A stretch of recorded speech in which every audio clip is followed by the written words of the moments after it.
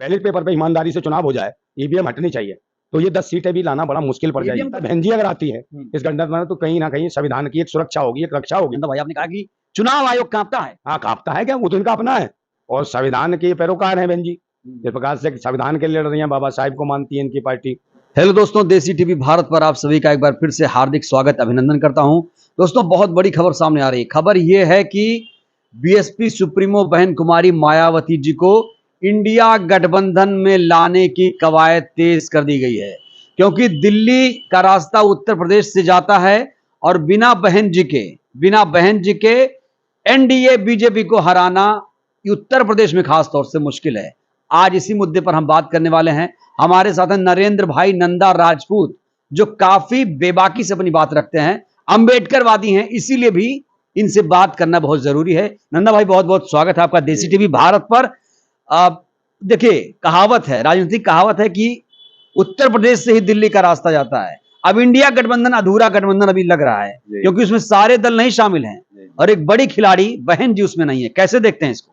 देखिए, ये कमी है इंडिया गठबंधन की, या तो उन्हें मतलब न्योता नहीं दिया गठबंधन का, या बहन जी ने स्वयं अपनी तरफ से कोई प्रतिक्रिया नहीं दी। और मुझे लगता है कि भाई ये गठबंधन जो है बहुत जरूरी है और बहन जी को लेना जरूरी है, कि उनका अपना एक विशेष वोट है जो बहन जी से जुड़ा हुआ है और बहुजन समाज पार्टी से जुड़ा है। वो कहीं वोट जाता नहीं है और कहीं ना कहीं किसी भी तरीके से अगर एग्रेसिव होती हैं बहन जी, तो मुझे लगता है कुछ ना कुछ नुकसान करेंगी और ज़्यादा। अगर वो खुल के आ जाती हैं, जिस प्रकार से अभी शांत बैठी हैं, अगर वो अब इस दौरान अगर वो खुल के आ जाती है तो बहुत बड़ा फर्क पड़ जाएगा इंडिया गठबंधन के ऊपर। और बहुत सारा वोट जो है ना, जो इंडिया गठबंधन को मिल सकता है इनके माध्यम से, वो एक अलग बढ़ जाएगा। और उसमें क्या है, भारतीय जनता पार्टी को इनकी सपोर्ट मिल सकती है। और जो प्रधानमंत्री, जो एक नया प्रधानमंत्री चाहते हैं ये भारत का है, वो वहाँ कहीं ना कहीं रोड़ा दिखाई दे रहा है। बहन जी को लेना इनको बहुत ज़रूरी है और लेंगे तो अच्छा है।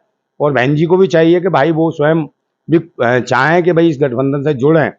अगर इस देश के संविधान को बचाना है, इस टाइम मांग है संविधान को बचाने की, लोकतंत्र खतरे में, और संविधान के पैरोकार हैं बहन जी। जिस प्रकार से संविधान के लिए लड़ रही हैं, बाबा साहेब को मानती है इनकी पार्टी।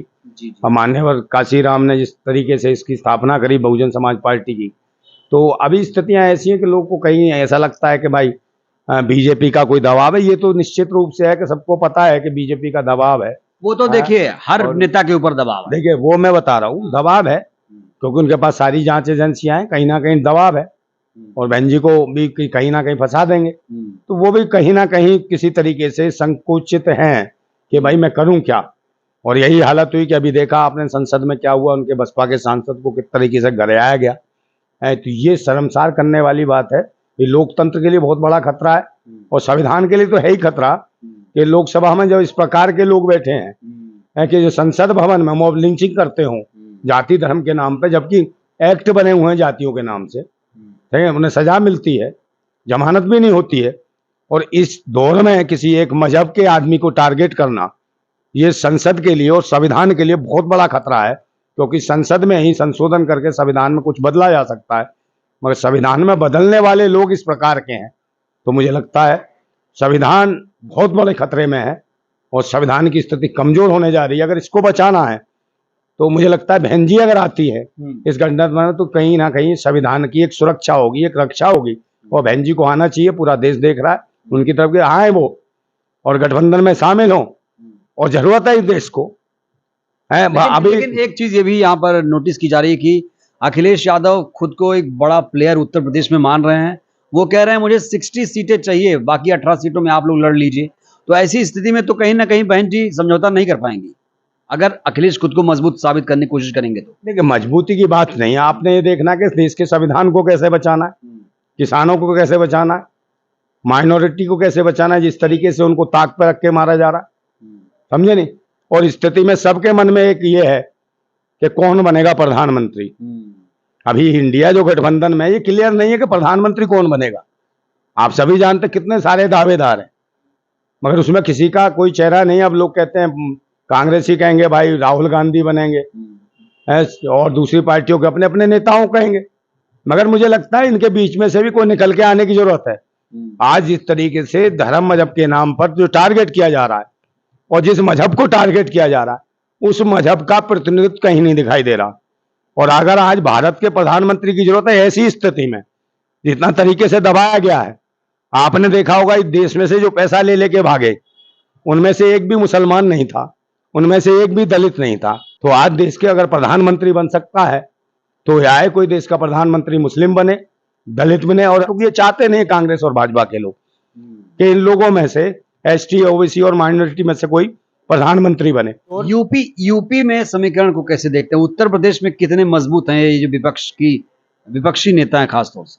देखिए, विपक्ष में अभी देखा जाए तो सबसे मजबूत तो समाजवादी पार्टी है उत्तर प्रदेश में, ये सभी जान रहे हैं। ठीक है, पूरे देश को पता है समाजवादी से मजबूत कोई दिखाई नहीं दे रहा पार्टी स्तर पे जाओगे तो। ठीक है, उसके बाद कहीं कोई देखता है कोई सी पार्टी को तो बीएसपी को देखता है। तो ये दो पार्टियां हैं।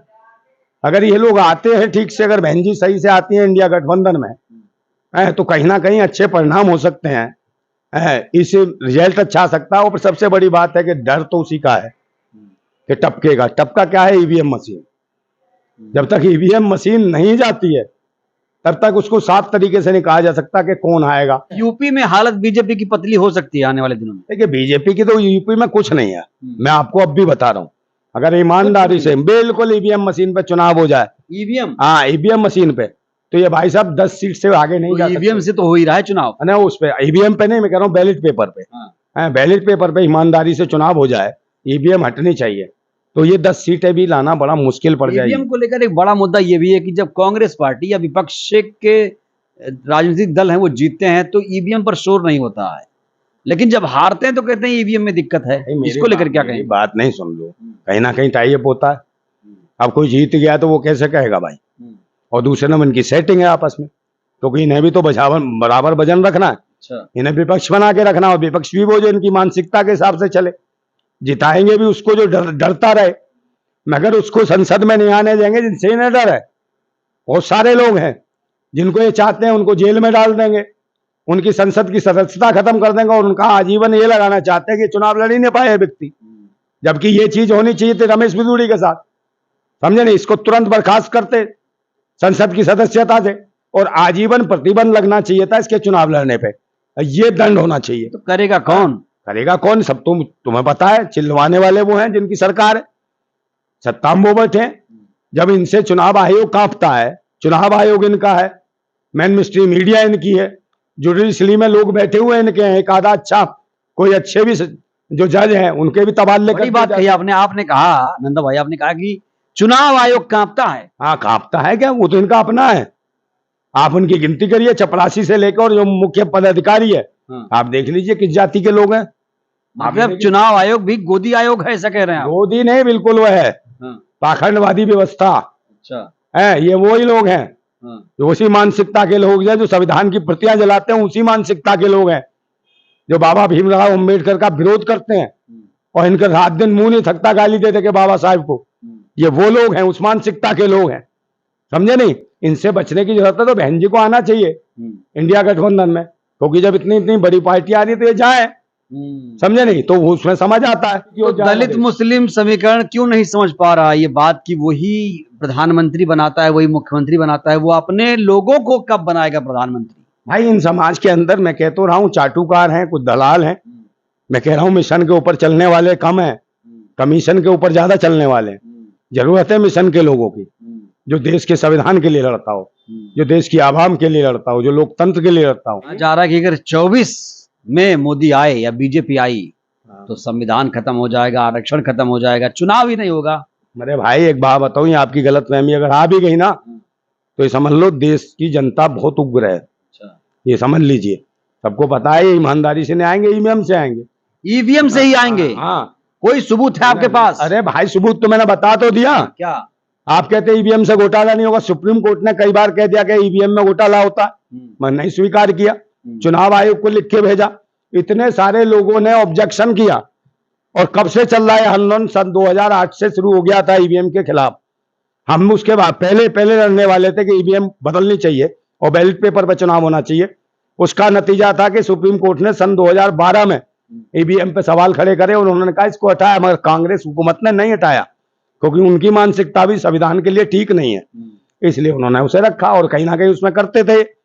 और वही क्या कांशीराम साहब सही कहते थे, एक नाग नाथ एक सांप नाथ? नहीं, ये तो है ही वो भाई, ये तो कहावत हमारे भारतवासियों की है कि भाई कहीं ये सांप जा रहा हो या नाग जा रहा हो, इस प्रकार की मानसिकता वाले जा रहे हो जो भारतवासियों को छोटा और नीच समझते हैं, तो पहले ऐसी मानसिकता वाले व्यक्ति को मानना जरूरी है जो भारतवासियों का जो खून करना चाहता है, उनका दूध पी के वो नहीं डसता हो। ये वो लोग हैं, आस्तीन के सांप है कांग्रेस और भारतीय जनता पार्टी इस देश के लिए। सुप्रीम कोर्ट को क्या करना चाहिए? ईवीएम से इतनी दिक्कत है लोगों को, लगातार लोग आवाज उठा रहे हैं ईवीएम हटाओ देश बचाओ, तो सुप्रीम कोर्ट क्या इस पर संज्ञान लेगा? हालांकि एक याचिका भी एडीआर ने दाखिल कर दी है, सुनवाई के लिए तैयार है सुप्रीम कोर्ट। याचिका मैं तो कहा तो सही, जुडिशली किसकी है? सरकार की है। कानून मंत्री साहब जो डंडा चलाएंगे, सुप्रीम कोर्ट का जज है, किसी का भी कांपने लगेगा। बहुत सारे जजों ने जब रिटायर हुए उन्होंने कहा हमसे दबाव की स्थिति में काम कराती है भाजपा। पहले भी सरकार कांग्रेस के ऊपर ही सवाल उठाए कई जजों ने। आप ये कह रहे हैं कि भारतीय सुप्रीम कोर्ट भी स्वतंत्र निष्पक्ष नहीं है? बिल्कुल नहीं है निष्पक्ष, कहाँ है निष्पक्ष? और अगर कोई अगर एक आधा रखा भी गया है ऐसा बंदा जो दे भी दे है, जैसे जस्टिस चंद्रचूड़ है, वो देते भी हैं कुछ, तो उनका जो भी कोई भी न्याय देने को उसका इम्प्लीमेंट नहीं होता। जैसे इसमें हुआ, किसमें ये महिला जो खिलाड़ियों के साथ हुआ, FIR दर्ज हुई, उसके बाद क्या हुआ, कितना डिले करा नीचे, क्योंकि सरकार इनकी है, गृह मंत्री इनका है। भाई अब आखिरी सवाल आपसे, SC ST OBC माइनॉरिटीज करे तो करे क्या करे? वो होना चाहिए पूरी तरीके से। संसद भवन में जैसे मुस्लिम को गाली दी गई, ये लोग इकट्ठे हो जाते, वही लोग इस्तीफा, सरकार खत्म हो जाएगी, इनकी सरकार गिर जाएगी। ये पाखंडी खड़े नहीं हो सकते। और ये जागरूक हो गए तो पूरे देश में कह रहा हूं पाखंडियों की सरकार है।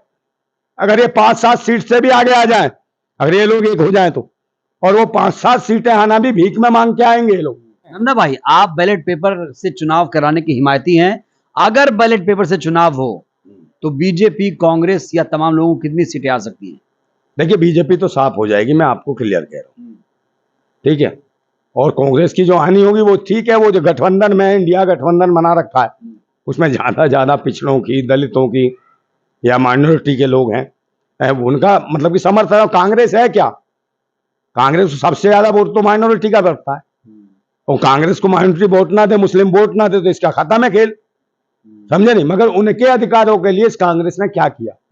सिर्फ मुसलमानों का उपयोग किया, समझे। ये मुसलमानों को डराती रही भाजपा से, क्योंकि दोनों एक है, मैंने कहा नहीं सांपनाथ नागनाथ, ये डराती रही कि मुसलमानों को खतरा, मुसलमानों को खतरा है। कांग्रेस जब रहती है तो मुसलमानों को खतरा बता के नहीं डराती है, और जब इनकी पार्टी भाजपा आती है तो उसके 9 साल में सिर्फ यही है कि उसके देवी देवताओं को खतरा है, तथाकथित हिंदुओं को खतरा है। और जबकि सबसे ज्यादा आतंक इन्हीं के क्षेत्रों पर था, इन्हीं के अधिकार छीने जाते हैं जिन्हें ये हिंदू बताते हैं, ST OBC, उन्हीं के अधिकार छीन लिए। जिंदाबाद था भारत, जिंदाबाद है भारत, जिंदाबाद रहेगा भारत, जिंदाबाद भारत। शुक्रिया। नंदा भाई की बातों से आप कितने सहमत हैं? अपनी प्रतिक्रिया दीजिएगा जरूर। वीडियो को खूब शेयर करिए, लाइक करिए, चैनल को सब्सक्राइब करिए, वीडियो को जन जन तक पहुंचाइए, जिससे बहुजन समाज जागरूक।